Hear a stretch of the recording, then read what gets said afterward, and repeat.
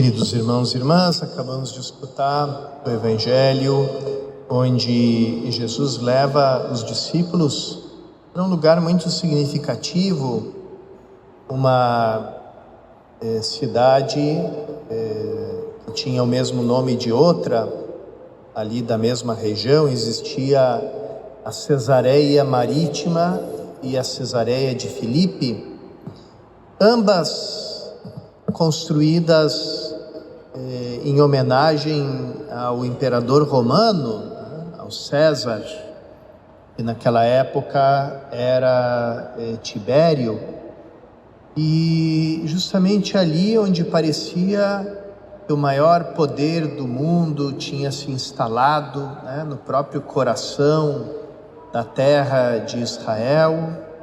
É dali mesmo que Jesus faz essa pergunta crucial para os seus discípulos: quem vocês dizem que eu sou? É interessante porque justamente na versão de Marcos, que é aquela mais próxima da do próprio São Pedro, porque Marcos era o secretário de Pedro, e o Evangelho segundo Marcos foi escrito realmente para os romanos, na época que Pedro era o bispo de Roma. Então, logo a narrativa de Pedro omite toda aquela homenagem que aparece na versão de Mateus, onde Jesus faz um longo elogio a Pedro, a essa resposta, ali onde impõe a ele o nome próprio de Pedro, e sobre esta pedra, porque na língua de Jesus, Pedro e pedra é a mesma palavra, Kefa, justamente aquela que São Paulo vai chamar Pedro nas suas cartas, fala Cefas, que é a adaptação da palavra Kefa. Então, Jesus vai fazer aquele longo elogio e fica como que mais separado, isolado um do outro, o episódio onde Pedro é engrandecido, é elogiado por Jesus, é parabenizado, porque segundo Jesus não foi um ser humano que te revelou isso, não foi a carne e o sangue que te revelaram isso, mas o meu Pai que está no céu. Fica distante esse episódio dessa outra fala do mesmo Pedro, que toma Jesus à parte e repreende a Jesus por estar dizendo que vai sofrer, que vai morrer na mão dos seus adversários.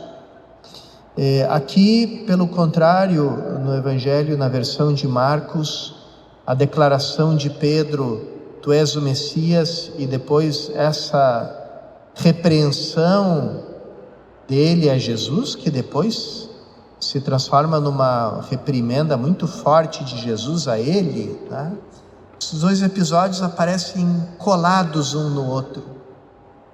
É como Pedro dizendo para os seus discípulos: não pensem que eu sou uma grande coisa. Logo depois de eu ter declarado que ele era o Messias, já estava ele me chamando de demônio, de Satanás. E aqui a gente tem que também perceber dois detalhes interessantes. O primeiro é que quando Jesus fala da sua paixão, anota o Evangelho de Marcos, portanto Pedro, ele falava isso abertamente. E em contraste com esse falar aberto, aparece a atitude de Pedro, que pega Jesus, Pedro tomou Jesus à parte e começou a repreendê-lo. Por que é importante isso? Porque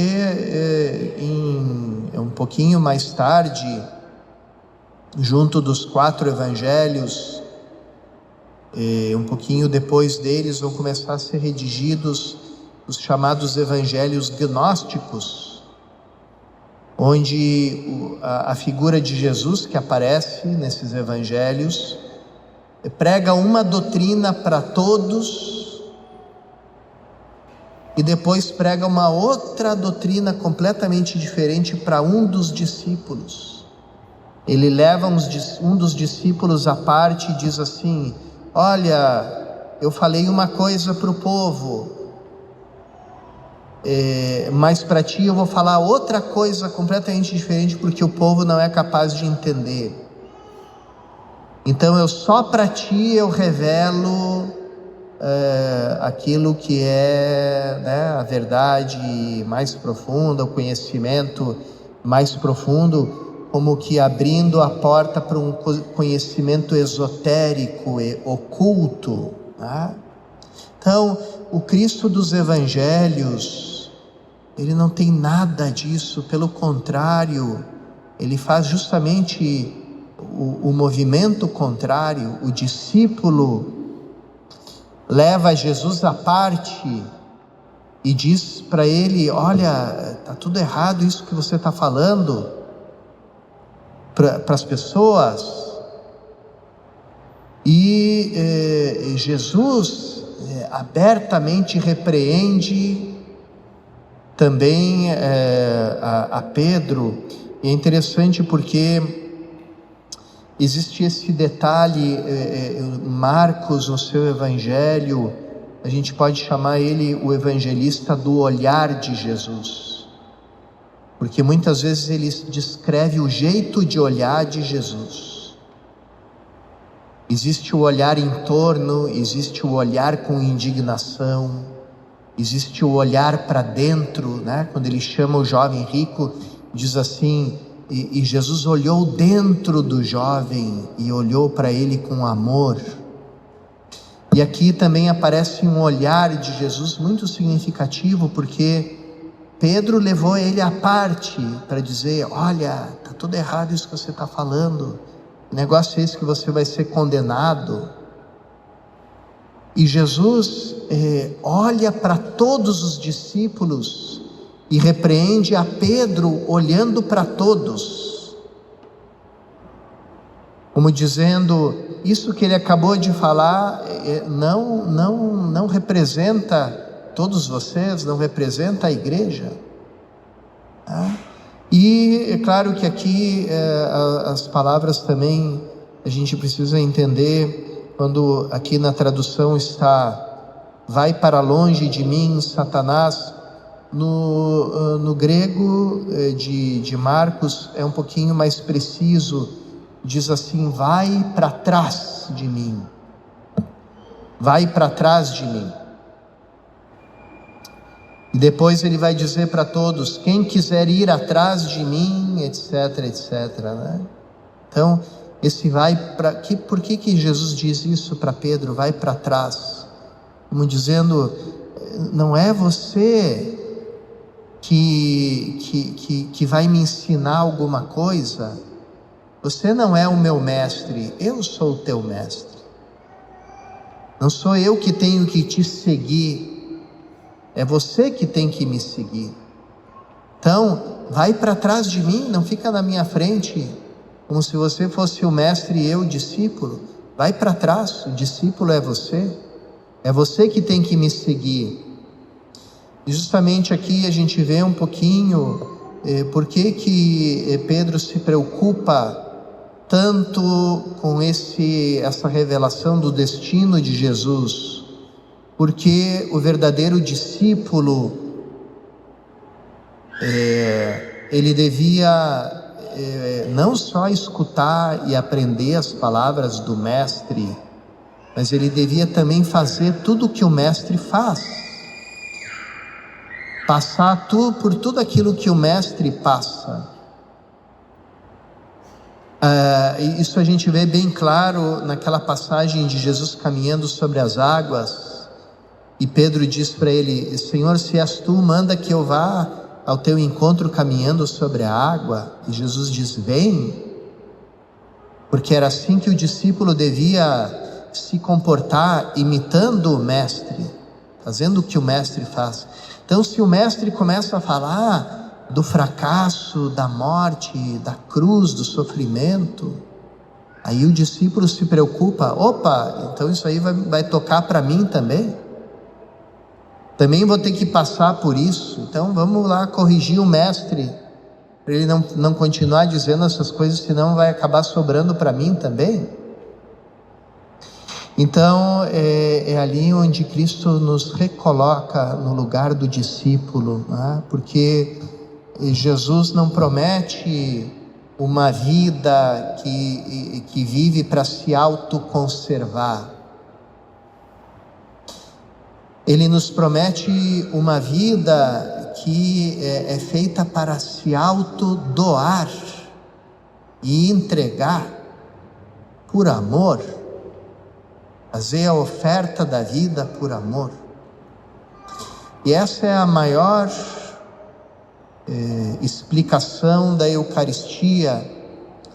Por que na liturgia da igreja, a igreja sempre diz, em toda missa, perto do altar, deve aparecer a imagem de Jesus crucificado. Deve estar sempre, não só a cruz com a imagem de Cristo crucificado nela, que seja visível para todos e esteja junto do altar. Então, por quê? Porque uma coisa explica a outra. A cruz explica a Eucaristia, e a Eucaristia explica a cruz. Então, sem a cruz, a Eucaristia é impossível de ser compreendida, o que ela quer nos dizer.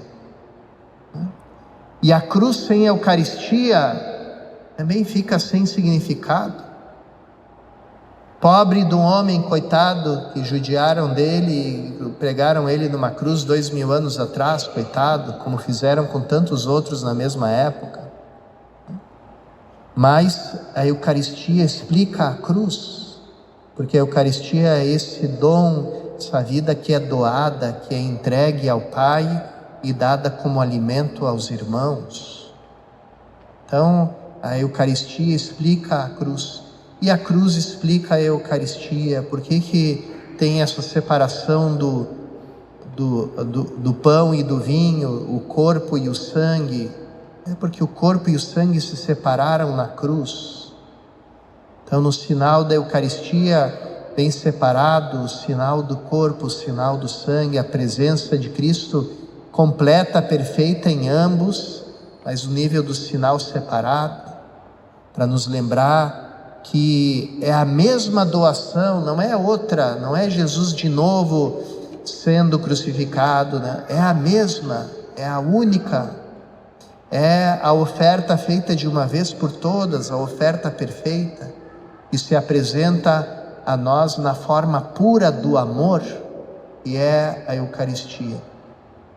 Peçamos nessa Eucaristia, irmãos e irmãs, a graça de sermos discípulos de Cristo, de não querermos dar lições para Ele, de como é que Ele tem que levar a nossa vida, mas que nós olhemos para Ele como discípulos, e com o desejo de seguir a Cristo por todo aquele caminho que Ele quer que a gente siga, sabendo que esse é o caminho da oferta da nossa vida, é o caminho que nos leva à glória do Pai, é o caminho que nos leva à felicidade, à realização completa da nossa vida.